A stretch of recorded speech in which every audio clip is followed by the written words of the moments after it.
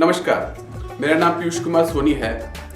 दोस्तों, दुनिया में दो तरीके के लोग होते हैं। एक वे जो छोटी छोटी समस्या आने पर घबरा जाते हैं और दुखी हो जाते हैं। दूसरे वे लोग होते हैं चाहे कितनी बड़ी मुश्किल आ जाए उनकी जिंदगी में, लेकिन वो हमेशा खुश रहते हैं।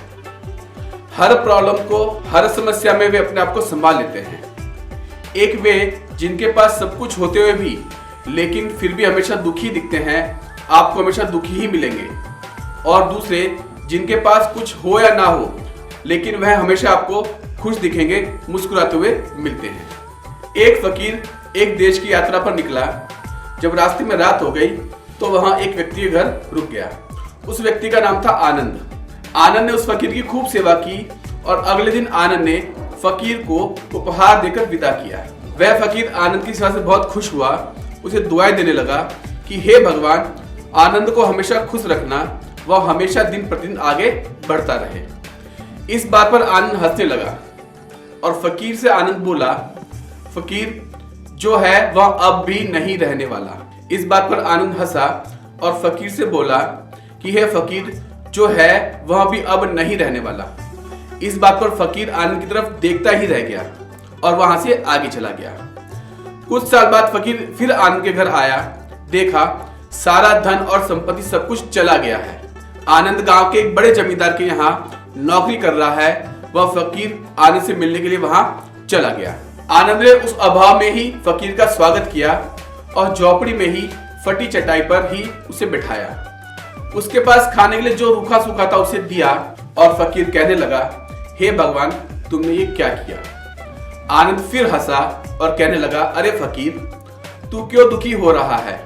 ईश्वर हमें जिस हाल में भी रखे, हमें हमेशा खुश रहना चाहिए, उसे धन्यवाद देना चाहिए। समय सदा बदलता रहता है और इतना ही नहीं, यह भी नहीं रहने वाला है। इस पर फकीर सोचने लगा, मैं तो केवल वेश में ही फकीर हूं, लेकिन सच्चा फकीर तो तुम हो आनंद। कुछ साल बाद फकीर फिर यात्रा पर निकला और आनंद से मिला और देखा तो देखता ही रह गया, क्योंकि सब कुछ बदल चुका था।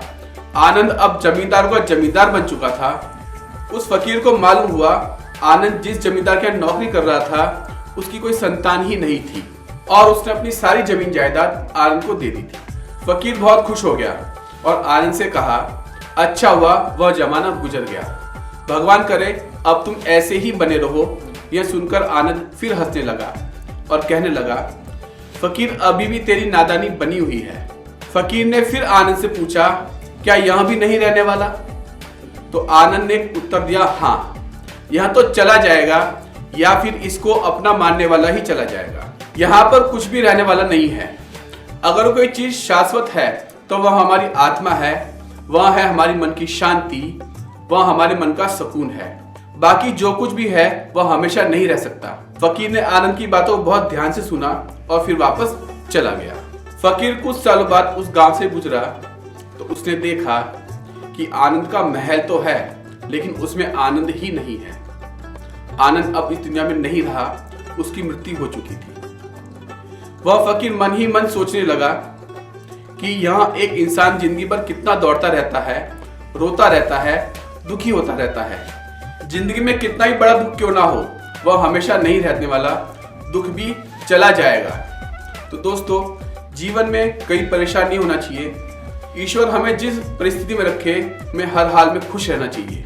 कहते हैं एक बार अकबर ने बीरबल से कहा कि बीरबल, आज कुछ ऐसा लिखो कि जब मैं खुशी में पढ़ूं तो दुख और जब मैं दुख में पढ़ूं तो खुश हो जाऊं। तो बीरबल ने लिखा, यह वक्त भी बीत जाएगा।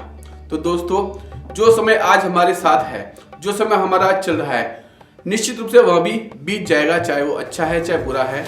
इसलिए ईश्वर हमें जिस हाल में रखे, हमें हमेशा उस हाल में खुश रहना चाहिए। धन्यवाद।